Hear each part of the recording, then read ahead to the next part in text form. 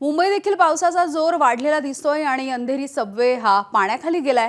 पश्चिम उपनगरामध्ये गेल्या अर्ध्या तासापासून मुसळधार अशा पद्धतीचा पाऊस कोसळतोय। मुसळधार पाऊस सुरू असल्यामुळे पश्चिम उपनगरामधल्या सखल भागामध्ये मोठ्या प्रमाणावरती पाणी भरलंय। अंधेरी सबवे हा सखल भागामध्ये असल्यामुळे 4 ते 5 फूट पाणी या अंधेरी सबवेमध्ये दिसतंय। सबवे खाली पाणी भरल्यामुळे वाहतुकीसाठीचा हा मार्ग बंद झालाय।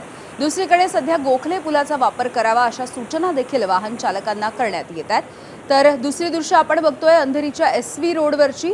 या रस्त्याला सध्या नदीचं स्वरूप आलंय।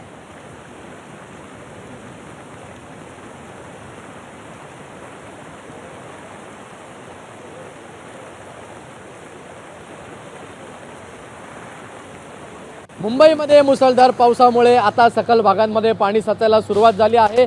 सध्या मी अंधेरीमधल्या SV रोडवरती उभा आहे। आपण बघू शकतो रस्त्यांना आता नदीचं स्वरूप यायला सुरुवात झाली आहे। या ठिकाणी पाणी भरायला देखील सुरुवात झाली आहे। एकंदरीत पावसाचा जोर पाहिला तर मोठ्या प्रमाणावरती पाऊस सध्या संपूर्ण पश्चिम उपनगरामध्ये पडताना आपल्याला पाहायला मिळतोय। गेल्या 2 तासापासून या पावसाचा जोर असाच आहे, त्यामुळे कुठेतरी आता पाणी साठायला देखील सखल भागांमध्ये सुरुवात झाली आहे।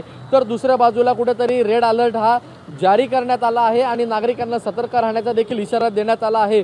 पश्चिम उपनगर असेल, पूर्व उपनगर असेल किंवा दक्षिण मुंबई असेल, अशा संपूर्ण मुंबईभर आता पावसाचा जोर वाढताना आपल्याला पाहायला मिळते। त्यामुळे कुठेतरी नागरिकांना आता अडचण होतीये, वाहतूक कोंडी होण्यास सुरुवात झाली आहे। त्याचसोबत या बाजूलाच अंधेरीचं रेल्वे स्थानक आहे, त्यामुळे नागरिकांना आता तिथे पोहोचण्यासाठी देखील अतिशय कष्ट करत जावं लागत आहे। सध्या पाणी इथपर्यंत पोहोचलंय। आपण दुसऱ्या बाजूला मी दाखवू शकतो तर वाहतूक कोंडी मोठ्या प्रमाणावरती आता होण्यास सुरुवात झाली आहे। त्यामुळे कुठेतरी असाच पाऊस पडत राहिला तर मोठ्या प्रमाणावरती पाणी साठायला सुरुवात होईल। गेल्या 4 दिवसापासून पावसाचा जोर हा कुठेही कमी होताना आपल्याला दिसत नाहीये, त्यामुळे अनेक ठिकाणी आता पाणी भरण्यास सुरुवात झाली आहे।